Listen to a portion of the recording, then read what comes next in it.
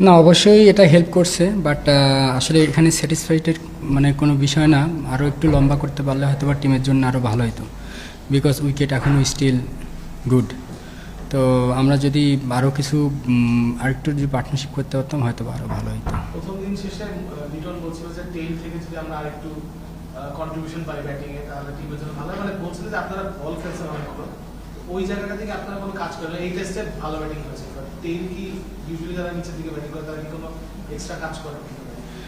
না, আপনি দেখবেন যে হয়তোবা কিছু কিছু জায়গায় ল্যাকিং ছিল বিগত দিনে, হয়তোবা টেলের কাছ থেকে রান আসে নাই হয়তোবা সেই জন্য এরকম প্রশ্নটা। বাট এখন আপনি দেখবেন যে অনেকেই এটা নিয়ে অনেক সিরিয়াস, বাট কোচিং স্টাফ থেকে শুরু করে বা ইন্ডিভিজুয়ালি প্লেয়াররাও আপনার এদিকে খুব আগ্রহ যে আমরা যদি কিছুটা কন্ট্রিবিউট করতে পারি টিমের জন্য লাভ, এবং একটা পার্সোনালি হিসেবে যে একটা প্লেয়ারের জন্যও লাভ, যে আমি বোলিংয়ের পাশাপাশি যখন আমি 20-30টা রান করতে পারবো, এটা অবশ্যই একটা বিগ অ্যাডভান্টেজ।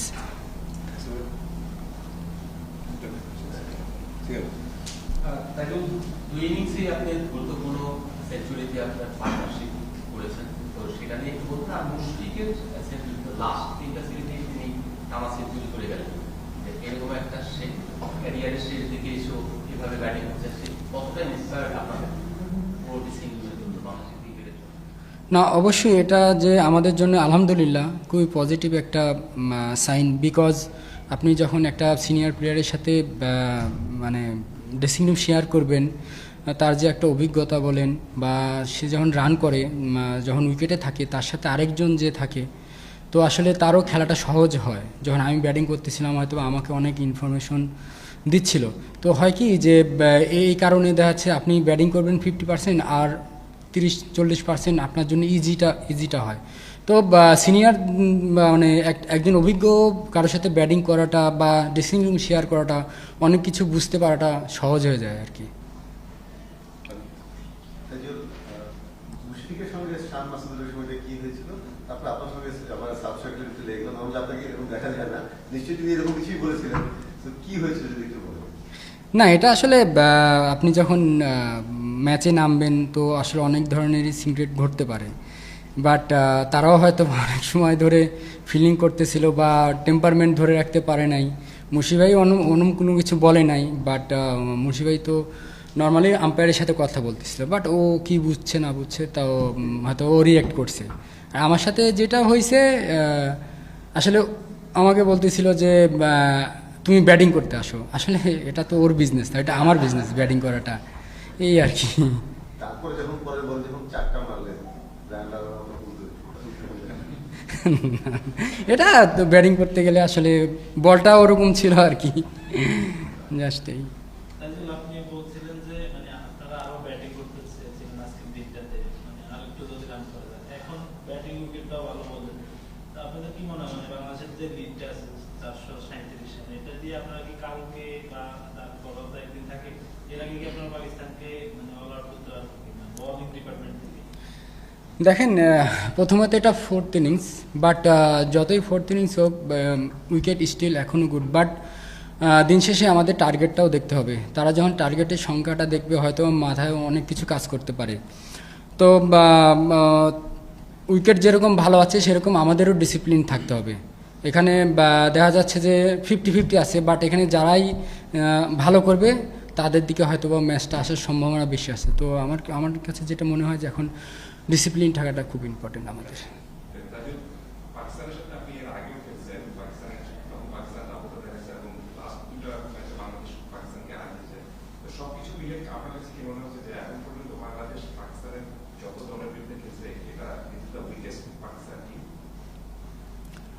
না, আমি বিগত দিনেও খেলেছি, আপনি দেখবেন যে মেবি আমাদের বা রাবিদ ভাই ওইটা 15-16 দিকে হবে, যেটা আমাদের খুলনাতে হয়েছিল, মিরপুরে হয়েছিল। তো ওই সময় হয়তো বা আমার কাছে মনে হয় যে ওই সময় অনেক ভালো টিম ছিল, ওই সময় আমাদেরও ভালো টিম ছিল, বাট এখনও আসলে সময়ের পরিপ্রেক্ষিতে টিম অনেক চেঞ্জ হয়। বাট আসলে মাঠে যখন নামবেন আসলে ভালো খেলাটা ইম্পর্টেন্ট, যে টিমটা ভালো খেলবে তারাই সাকসেস হয়। আপনি বিগত দিনে দেখবেন যে পাকিস্তান কিন্তু এই টিম নিয়েই অনেক জায়গায় রেজাল্ট করছে, বাট এটাও চিন্তা করতে হবে যে ডে বাই ডে আমাদের টিমের অবস্থানটাও কোথায়। আমি যেখানে এখানে এখন দেখতেছি যে আমাদের টিমের অবস্থানটা অবশ্যই অনেক ভালো, এবং আমরা যখন ভালো কিছু করব অনেক বড় বড় টিমকে আসলে সহজে হারানোটা বা একটু ডিফিকাল্টি হারানোটা আমাদের জন্য ইজি হবে আর কি। আপনি বলছিলেন যে বাংলাদেশ আরেকটু কিছু রান করতে যাচ্ছিল, মুশফিক ভাই এটা যাচ্ছিল না, আউট হওয়ার পরে ওনাকে একটু ফ্রাস্ট্রেটেড দেখা গেছিল মানে বাউন্ডারির কাছে। মুশফিক ভাই কি মানে ওই জন্যই ভালো ছিল যে আর কিছু রান করতে পারেনি? না, হয়তোবা এরকম হইতে পারে যে আমরা যদি স্কোর বোর্ডে আরও 20-30-40 রান যদি অ্যাড করতে পারতাম হয়তো বা টিমের জন্য ভালো হতো, হয়তো বা এর থেকে আসলে ফার্স্টেশনের এখানে কিছু নাই, বিকজ আপনি সবসময় যে সব কিছু আপনার 100% হবে এমনটাও না। হ্যাঁ, তো কিছু কিছু ক্ষেত্রে এরকমটাও হইতেই পারে, বাট তারপরেও আমাদের সেই জায়গাটা আসলে এখনও আমার কাছে মনে হয় যে ওই জায়গাটা মানে ইমপ্রুভ করার আরও জায়গা আছে আর কি একটু। দ্বিতীয় ইনিংস মানে তাই জরুরি একটা হয়ে গেছে বোলিং বিশেষ করে একটা বাড়তি প্রত্যাশা কিংবা তাই জল গিয়েই শেষ করে দিবে এরকম একটা প্রত্যাশা সবাই তৈরি হয়েছে। আপনার এটা কেমন মনে হয় বা আপনার ভিতরে কেমন কাজ করে, আর এইটা নিয়ে কি ধরনের পরিকল্পনা আছে যে বোলিংয়ে? আমি প্রথম ইনিংসে ওখানে উইকেট পাইনি নাকি, আমি তো এরকম জানি না, বাট আমার কাছ থেকে এরকম প্রত্যাশা আমি তো এটাও কখনো জানি না যে দ্বিতীয় ইনিংস আসলে আমি ভেঙে চড়ে ফেলবো, ওরমটা কিছু না। আসলে অনেক সময় গেছে প্রথম ইনিংসে মানে আলহামদুলিল্লাহ উইকেট পাইছি আর কি।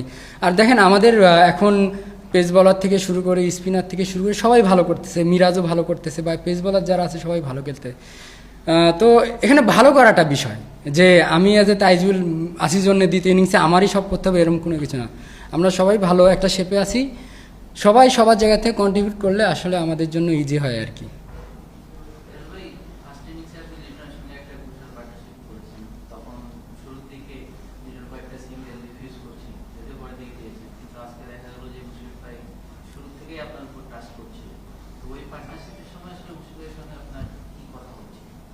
না, কথা আসলে এখানে তো মাঠের ভেতরে অনেক ধরনের কথা হতে পারে, যে আমি ফার্স্টের দিকে বললাম যে একটা এক্সপিরিয়েন্স যখন ব্যাটসম্যান থাকে আসলে অনেক কিছু সহজ করে দেয়, যে বলার কি করতে চাচ্ছে বা এইগুলো মানে নর্মাল যে কথাগুলো হয় আর কি, মানে সহজ করে বোঝাইতে গেলে যে সিচুয়েশনটা কি আসতে পারে এগুলো নিয়ে ডিসকাস হয় আর কি।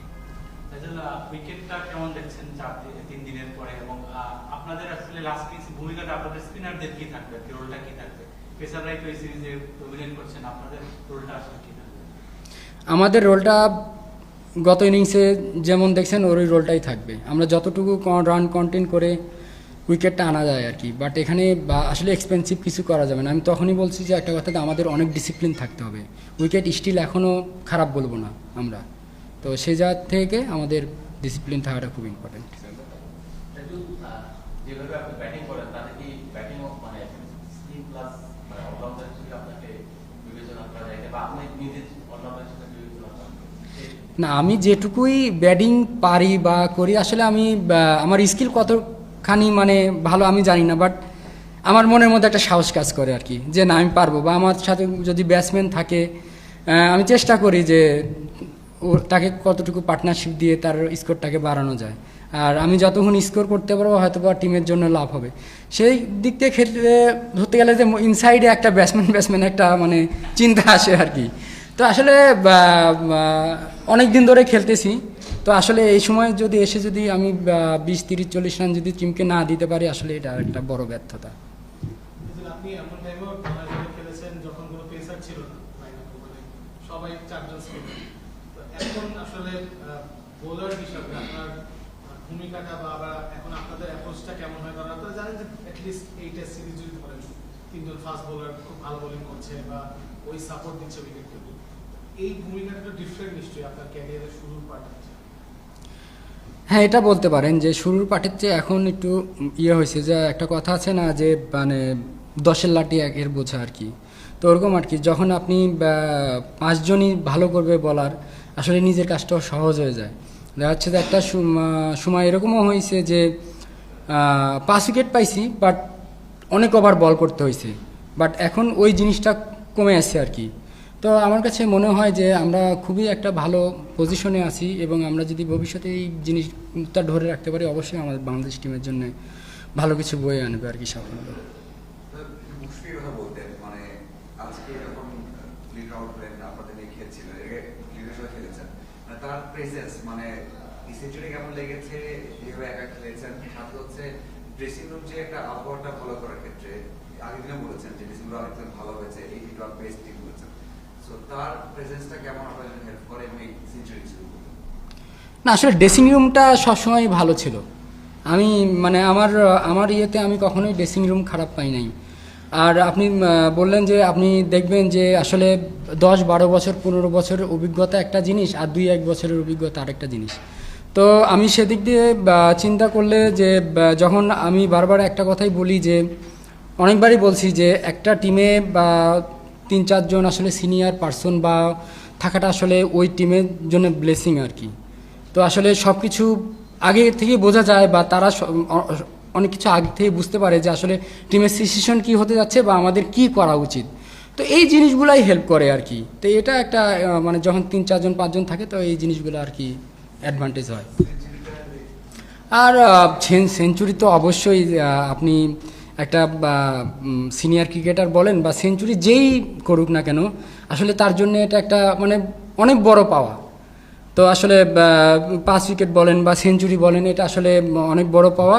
তো আর যখন একটা সিনিয়র প্লেয়ার যখন এরকম ধরনের কন্ট্রিবিউশন করে, এখান থেকে জুনিয়র প্লেয়াররাও এখানে অনেক উৎফুল্ল হয় আর কি, যে না আমরা আসলে ওই জায়গাটা কি করে ধরবো, বা ওই জায়গাটা ধরার জন্য যে পার্টনারশিপের জন্য যে তার সাথে আরেকজন যে ব্যাটিং করে, আসলে ওই হ্যাবিটটা আস্তে আস্তে তাদের মধ্যে চলে আসে। তো এই জিনিসগুলো আস্তে আস্তে একটা টিমে ইমপ্রুভ হয়।